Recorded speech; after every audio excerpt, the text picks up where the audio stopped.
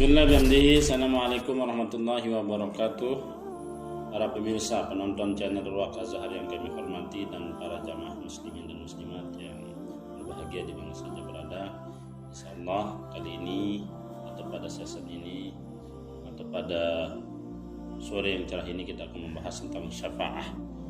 Kita tahu syafaah menurut bahasa artinya pertolongan seseorang kepada orang lain dengan tolong dengan lain, atau bantuan seseorang kepada orang lain, atau dengan tolong dengan lain, atau seorang rasul atau seorang hamba yang membantu orang lain.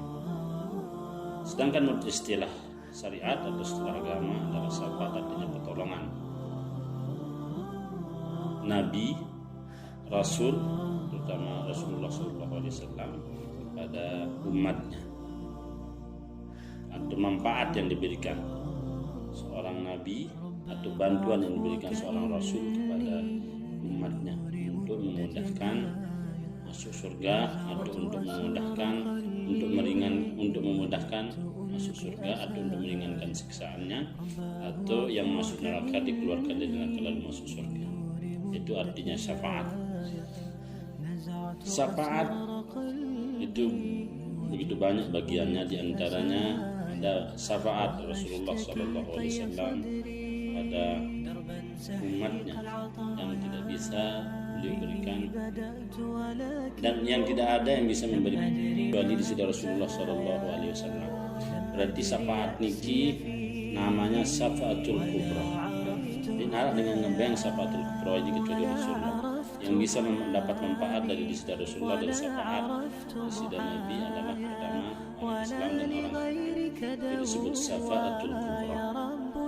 Tapi ada syafaat juga bisa dilakukan oleh seorang nabi atau seorang rasul, termasuk selain dari sisi Rasulullah SAW, seperti syafaat pada orang-orang yang beriman yang melakukan banyak dosa, atau orang-orang yang Islam atau yang beriman dia banyak pahalanya, tapi supaya lebih cepat masuk surga, itu juga disebut syafaat. Boleh, bukan seorang rasul saja. Okay? Ada syafaatul khassah, yaitu syafaatul kubra tadi yang diberikan kepada seorang rasul atau penutup nabi kita, yaitu di sisi Rasulullah SAW, di mana tidak semua orang bisa memberikan syafaat. Kita pergi ke Nabi Adam sampai Nabi Isa, semua malu memberikan syafaat, disuruh kita kembali ke sisi Rasulullah SAW. Nah, itu disebut syafaatul kubra. Syafaatul khassah misalnya syafaat Rasulullah SAW kepada orang kafir misalnya. Ada yang mengatakan Abu Talib adalah dia tidak masuk Islam, maka bisa diberikan syafaat Abu Talib ini supaya dia masuk, supaya diringankan siksaan. Misalnya diberikan sandal dari neraka, dan sandal itu bisa mendidih sampai kepala. Itu syafaat yang paling ringan. Surga itu misalnya tidak ada sandal, tapi sandal yang diberikan itu juga meringankan siksaan. Dan ada syafaat di sisi Rasulullah SAW tadi kepada orang yang beriman. Orang beriman ini masuk surga, tapi supaya lebih cepat masuk surga. Ada syafaat di sisi Rasulullah SAW kepada orang yang beriman dan masuk surga, supaya surganya lebih tinggi derajat. Ada juga syafaat di sisi Rasulullah SAW oleh di sisi Rasulullah kepada umatnya yang membaca syahadat saja tapi dia bermaksiat. Mereka masuk neraka tapi dikeluarkan dari neraka dan lalu dimasukkan ke surga. Ada juga syafaat di sisi Rasulullah SAW, yaitu orang yang banyak bermaksiat, akhirnya supaya lebih berat timbangannya, maka disyafaat oleh di sisi Rasulullah SAW. Itu syafaatnya Rasulullah SAW kepada umatnya. Tapi ada syafaat-syafaat yang bisa dilakukan oleh orang lain. Contoh, syafaat orang soleh kepada kaum muslim yang berdosa. Bisa juga orang muslim yang soleh atau ulama memberikan syafaat kepada jamaahnya, memberikan syafaat kepada jamaah muslimin dan muslimat. apalagi ulama memiliki murid, tentu lebih pantas atau lebih dekat ulama ini memberikan syafaat kepada umatnya atau kepada jamaah. Maka syafaat juga dari orang yang saling mencintai. Tapi orang yang saling mencintai di sini adalah dengan saling melek dalam diam,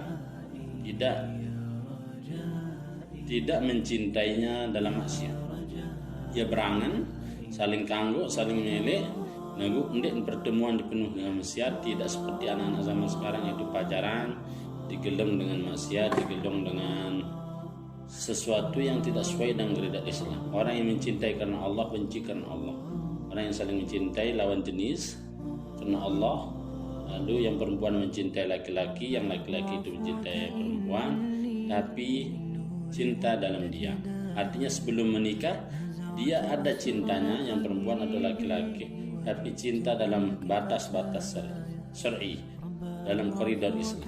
Itu nanti kalau tidak bertemu misalnya akan dipertemukan di surga, dan bisa orang tersebut adalah dapat naungan dari di sisi Allah Subhanahu wa taala.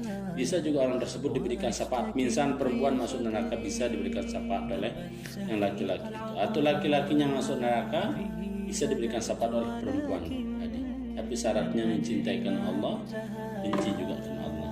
Al-hubbu fillah wal-hubbu fillah, atau I love you because Allah, aku mencintaimu karena Allah. Kalau dasar cintanya seperti itu, insya Allah dengan orang yang mencintai seperti itu, insya Allah bisa masuk surga. Yaitu cintanya yang berlandaskan ketulusan dan kejujuran, yang berlandas pada ilahi rabbi izzati, dan selalu dalam koridor Islam.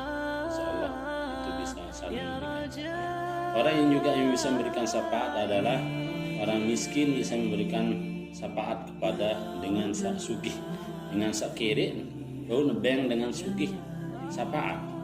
Bisa jadi orang yang kaya itu atau dengan sak sugih niki pernah memberi bantuan kepada orang miskin. Akhirnya orang kaya ini walaupun ada kebaikannya tapi terlalu banyak kejelekannya, akhirnya masuk neraka. Bisa dikeluarkan orang yang kaya itu untuk masuk surga oleh orang miskin.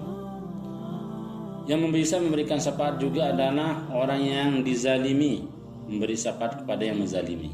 Contoh, ada oknum atau instansi pemerintah yang menzalimi rakyatnya.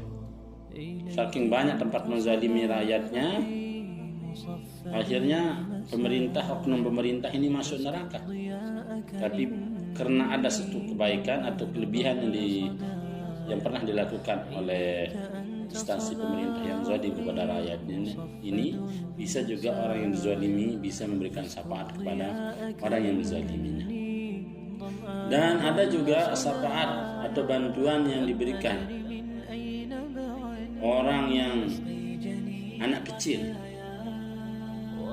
yang meninggal dari rahim ibunya atau nyelauk, bahasa kita itu orang yang masih dalam perut belum waktunya keluar, akhirnya meninggal anak kecil ini. Anak kecil ini nanti masuk surga dan bisa memberikan syafaat kepada ibu bapaknya. Apalagi baru lahir anak ini meninggal, bisa diajak kedua orang tuanya masuk surga. Itu bisa anak kecil ini memberikan syafaat, memberikan bantuan kepada kedua orang tuanya. Okay? Jadi itu salah satu syafaat yang pantas memberikan syafaat, dan siapa yang tidak pantas memberikan syafaat. Tentu ada yang tidak pantas memberikan syafaat, orang yang banyak dosanya tidak pantas memberikan syafaat. Orang yang di neraka nggak mungkin syafaat sama temannya yang di neraka. Pasti orang yang pantas tadi adalah Rasulullah, para nabi dan para rasul, dan para pewaris nabi di sisi Rasulullah SAW, warisnya sahabat tabi'in, dan para pewarisnya terus orang-orang soleh bisa memberikan syafaat kepada jamaah muslimin dan muslimin. Siapa saja yang bisa memberikan syafaat? Apa-apa syarat yang bisa disepakati? Kan tadi orang yang memberikan syafaat siapa? Sekarang siapa yang pantas diberikan syafaat? Yang pantas diberikan syafaat itu orang yang sering berselawat, dengan segirang baca selawat. Maka sabda dari Rasulullah SAW, awalan nasi bi yaumal qiyamah ay ahkum bisafaati wa ikrami aksarhum alayya salatan. Manusia yang paling mulia, manusia yang paling hebat, manusia yang paling baik. Kata Rasulullah SAW pada hari kiamat adalah yang paling berhak diberikan syafaat oleh Rasulullah. Ai ahaqquhum bisafati wa ikram. Yang paling berhak saya hormati adalah orang yang paling banyak selawat, orang yang sering membaca selawat. Dan ada hadis Rasulullah SAW mengatakan, aksirus salati alayya fa innaha maghfiratun li dzunubikum watlubu li ad-darajah al-wasilah fa inna wasilati inda rabbi syafaati lakum. Sering-seringlah berselawat kepadaku, kata Rasulullah SAW. Girang-girang pelungguh berselawat kepadaku, kata Rasulullah SAW. Karena selawat itu bisa menghapuskan dosa kalian. Dan carilah kepadaku darajah, ketinggian, dan berwasilahlah kepadaku. Berwasilah artinya bertakarrub, berdekat sama Allah, atau berdoa melalui perantara. Bisa perantaranya dengan amal soleh, bisa perantaranya dengan bersedekah, bisa perantaranya dengan sholat, berwasilah dengan sholat, bisa berwasilah dengan membangun madrasah, membangun masjid, bisa berwasilah dengan pergi ke haji atau ziarahi makam di sisi Rasulullah SAW. Itu artinya berwasilah. Bertawassul, bisa berwasilah kepada di sisi Rasulullah baik dalam keadaan hidup atau meninggalnya. Saya segera berwasilah, bertawassul, bertakarrub dengan amal soleh, dengan ibadah, atau dengan pekerjaan-pekerjaan yang lain yang dianjurkan oleh Rasulullah SAW, itu akan mendapat syafaat dari Rasulullah SAW. Dan ada hadis Rasulullah SAW juga mengatakan, barang siapa yang membaca selesai azan, membaca Allahumma rabb hazihi da'watat tammah was-salatal qa'imah ati sayyidana Muhammadanil wasilata wal fadilah wa bahashul maqamal mahmud allazi watta innaka la tukhliful mi'ad halat syafaat. Sekiranya baca sabar niki selesai azan, kumandang ya dibaca insyaallah dengan niki mau syafaatnya. Aksiru minas salati man shalla alayya hina yasbah asran hina yamsi asran faman fa'ala zalika kuntu sahidan lahu safiyan yaumal qiyamah. Saya kira baca selawat 10 kali yang biasa